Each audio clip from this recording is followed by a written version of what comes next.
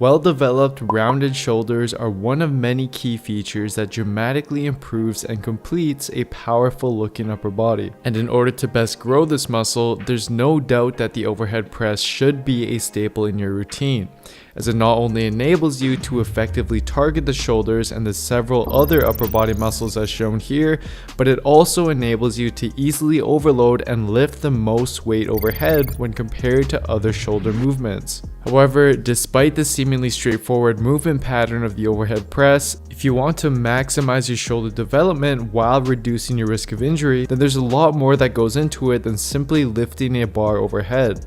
Therefore, in this video, I'll cover the 5 most common errors people make with the overhead press, and more importantly, I'll show you how to easily fix them right away.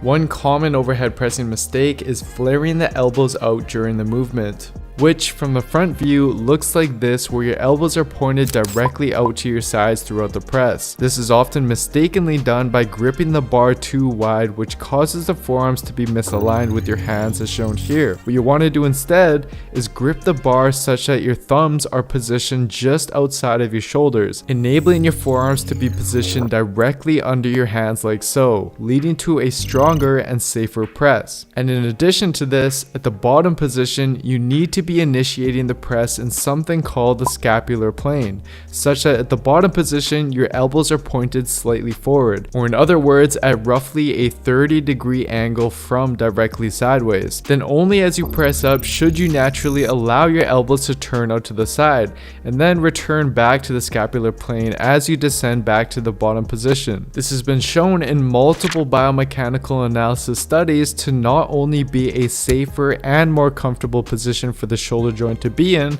but also more effective for overhead pressing, which you'll likely immediately notice after implementing this fix. In order to perform the overhead press most efficiently, the barbell path needs to be as short as possible, meaning that it needs to travel in almost a vertical line from start to finish, rather than in a curved path around your head. But to successfully accomplish this, you need to create space for the bar as you press. This is done by first very slightly leaning back by sticking your chest up and out before you initiate the press. Then you want to also pull your chin back such that the bar is able to travel straight up as you begin to press. Then, as the bar passes the top of your head, you pull your chin back forward into its neutral position such that at the top position, the bar is positioned directly over your shoulders, hips, and feet in a straight line. Avoid excessively sticking your head forward when doing so, and also avoid positioning the bar too far back at the top. Instead, focus on moving the bar vertically, as this will keep your center of gravity in an optimal position and enable you to lift the most weight possible. Keep in mind though that this mistake may also be due to various mobility restrictions that your body is compensating for, which will be addressed in the next mistake. Excessively arching the lower back is probably the most problematic mistake that lifters make when it comes to this movement. Not only does the literature emphasize that this mistake often leads to acute back injuries and lower back pain, but it's also been shown to significantly reduce overhead force and your ability to press heavy loads, which is obviously detrimental to your shoulder development in the long run. So instead, you want to keep your lower back as neutral as possible throughout the lift. But if you're struggling with this and you're not using a weight that's too heavy for you, then there's a couple of things you need to do. First, you need to ensure that your body is as stable as possible throughout the movement. And to do this, before you even initiate the press, you need to first actively squeeze your glutes, quads, and your abdominals. Contracting these 3 muscles before and during the press will provide your body with the stability it needs to prevent your lower back from arching during the press. However, in addition to this, hyperextending the lower back is often a compensation for a lack of mobility in other areas. One such area is the lats. Since one of the key attachment points to the lats is the back of the upper arm, when this muscle is tight, which it often is, it actually restricts your ability to lift your arm overhead, which your body then compensates for by arching your lower back during any overhead pressing movements. So to improve this, shortly before you begin your sets of overhead press, simply foam roll side to side along both sides of your lats. Do this for a few minutes in order to loosen them up, and afterwards you'll likely notice your press feels a lot smoother and easier to execute properly. Now another problematic area is something called thoracic extension, or in other words, your upper back mobility. Again, similar to the lats, and as stated in this study from the Journal of Orthopedic Sports Physical Therapy, the higher you raise your arms overhead, the more thoracic mobility is needed to maintain proper shoulder alignment. Therefore, without sufficient thoracic mobility, your body will tend to once again compensate by arching your lower back to get your arms fully overhead. So to improve this, after you finish foam rolling your lats, you can then place the foam roller on your mid-back like so, with your hands placed on your head.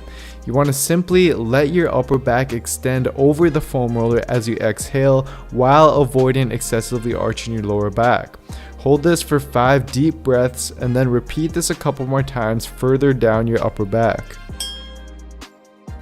Another common movement error is excessively bending the wrist during the press. This not only strains the wrist but will also limit your pressing strength since the wrists are now at a mechanical disadvantage. Instead, you want to keep the wrists in a neutral position and in line with your forearms as you press. And I find that the best grip to accomplish this is something called the bulldog grip, where you first place the bar such that it sits across the base of your palm, then rotate your hands inward and then grip the bar. If you've never used this grip before, you'll immediately notice that it feels a lot more secure and easier to keep your wrist neutral as you press overhead. During the overhead press, your body should be thought of as a stable pillar, with your arms moving overhead to press the weight.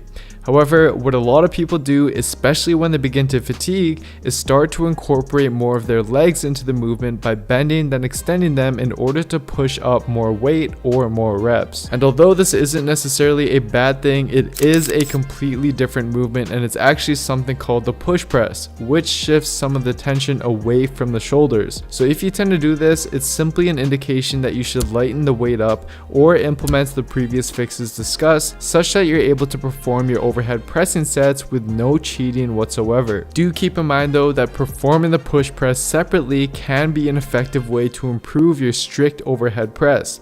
But it is a separate movement that involves more of your lower body and less of your shoulders when compared to the overhead press, and therefore it shouldn't be used simply as a compensation to lift more weight when performing your strict overhead pressing sets.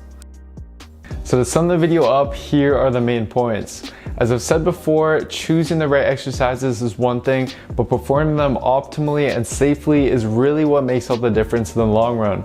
And if you're looking for a complete evidence-based program that shows you exactly how to do this with the use of in-depth tutorials for each and every exercise so you can be sure that you're maximizing your efforts in the gym, then simply head on over to builtwithscience.com/courses where you can view the 4 programs I have up and choose the one that best suits you.